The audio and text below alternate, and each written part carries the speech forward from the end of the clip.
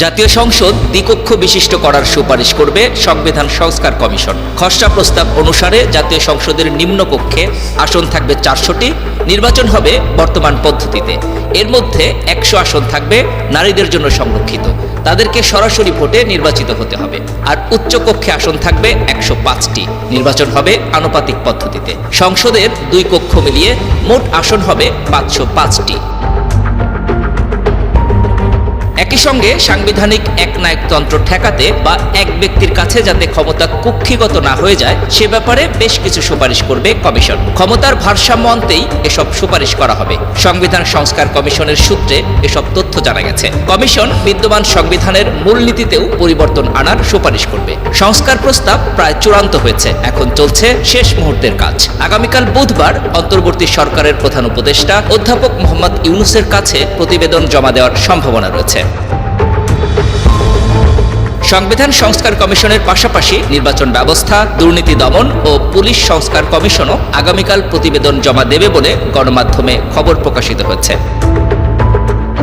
সংশ্লিষ্ট সূত্রে জানা গেছে, সংস্কার কমিশনগুলো নিজ নিজ ক্ষেত্রে বেশ কিছু মৌলিক পরিবর্তন আনার প্রস্তাব করবে। তাদের প্রতিবেদনে মূলত 2 ধরনের সুপারিশ থাকবে। কিছু হবে স্বল্প মেয়াদে বাস্তবায়নযোগ্য, আর কিছু বাস্তবায়ন হবে দীর্ঘমেয়াদে। এর মধ্যে কিছু সুপারিশ বাস্তবায়ন করতে হলে সংবিধান সংশোধন করতে হবে। যেহেতু এখন সংসদ নেই, সে কারণে নির্বাচনের মাধ্যমে একটি সংসদ গঠন না করা পর্যন্ত সংবিধান সংশোধন বা সংস্কারের সুযোগ নেই।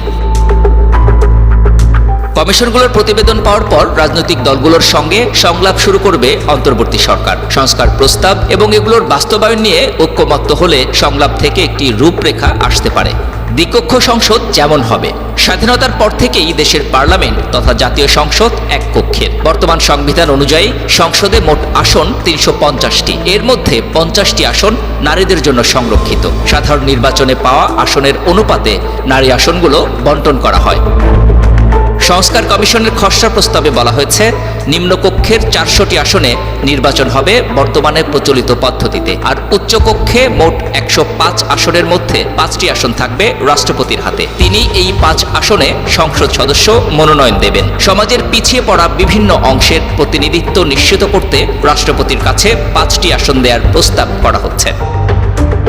উচ্চকক্ষের বাকি 100টি আসনে নির্বাচন হবে আনুপাতিক প্রতিনিধিত্ব পদ্ধতিতে। নির্বাচনে দলগুলো সারা দেশে যত ভোট পাবে তার অনুপাতে উচ্চকক্ষে আসন পাবে। উচ্চকক্ষে প্রার্থী মনোনয়নের ক্ষেত্রে দলগুলো যাতে বিভিন্ন অংশের প্রতিনিধিত্ব রাখে সেটাও উল্লেখ থাকবে।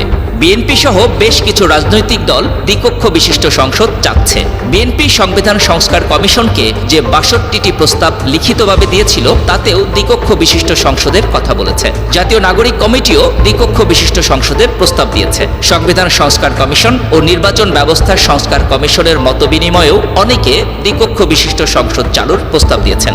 সংবিধান সংস্কার কমিশনের প্রধান অধ্যাপক আলী রিয়াজ একটি জাতীয় দৈনিক পত্রিকাকে জানিয়েছেন, এতদিন ক্ষমতা এক ব্যক্তিকেন্দ্রিক ছিল, এর যাতে পুনরাবৃত্তি না ঘটে সেভাবেই তারা সুপারিশ করছেন।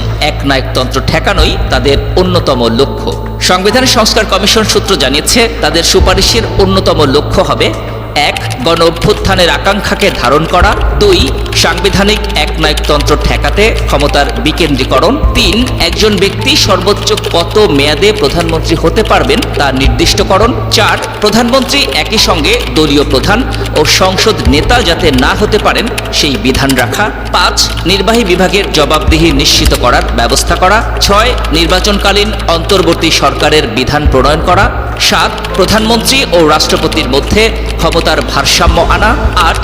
নির্বাহী বিভাগ, আইনসভা ও বিচার বিভাগের মধ্যে ক্ষমতার ভারসাম্য রাখার ব্যবস্থা, 9. বিচার বিভাগের স্বাধীনতা নিশ্চিত করা, 10. এছাড়া সাম্য, মানবিক মর্যাদা ও সামাজিক সুবিচার, এই 3টিকে সংবিধানের মূলনীতি করা। এই 3টির পাশাপাশি আরও 2টি মূলনীতিও যোগ করা হতে পারে। এক ব্যক্তিকেন্দ্রিক ক্ষমতার যাতে পুনরাবৃত্তি না ঘটে এমনভাবে সুপারিশ করা হবে। পাশাপাশি নির্বাহী বিভাগের জবাবদিহি নিশ্চিত করা, ব্যক্তি ও প্রতিষ্ঠানের মধ্যে ক্ষমতার ভারসাম্য আনা, ক্ষমতার অপব্যবহার বন্ধের বিষয়গুলো গুরুত্ব দেওয়া হবে। দীর্ঘমেয়াদে অবাধ, নিরপেক্ষ ও সুষ্ঠু নির্বাচন অনুষ্ঠানে কার্যকর নির্বাচন ব্যবস্থা গড়ে তুলতে প্রস্তাব তৈরি করেছে কমিশন। নির্বাচন কমিশনকে শক্তিশালী করতে আইন পরিবর্তন করে কিছু প্রাতিষ্ঠানিক পরিবর্তনেরও সুপারিশ করবে কমিশন। নিরপেক্ষ তত্ত্বাবধায়ক সরকারের অধীন নির্বাচনের সময় যেসব প্রতিষ্ঠান যুক্ত থাকে সেগুলোর উপর ইসির নিয়ন্ত্রণ নিশ্চিতের ব্যাপারেও সুপারিশ করবে সংস্কার কমিশন।